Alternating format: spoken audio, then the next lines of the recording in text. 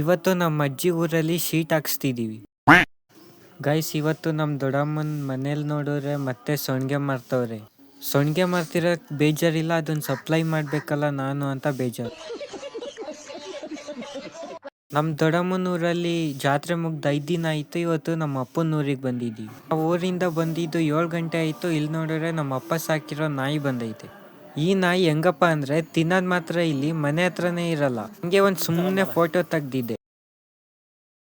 ಇದೇ first time ನಾನು edit ಮಾಡಿರೋದು. ಅದನ್ನ ತಿರುಗ್ ದಿನ ಬೆಳಗ್ಗೆ ಅಂಕಲ್ ಶೀಟ್ ಹಾಕಕ್ ಬಂದಿದ್ರು. ಇದನ್ನೆಲ್ಲ ಹಾಕ್ಸಕ್ಕೆ 50,000 ರೂಪಾಯಿ ಆಯ್ತು.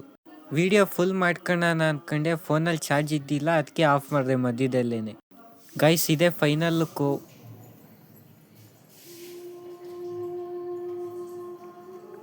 ಗೈಸ್, ಅದು ನಾನು ಹಾಕಿರೋ ಗಿಡ, ಅದು ನಮ್ಮ ಅತ್ತೆ ಮನೆ, ಅದು ನಮ್ಮ ಅಪ್ಪಾಜಿ ಗಾಡಿ.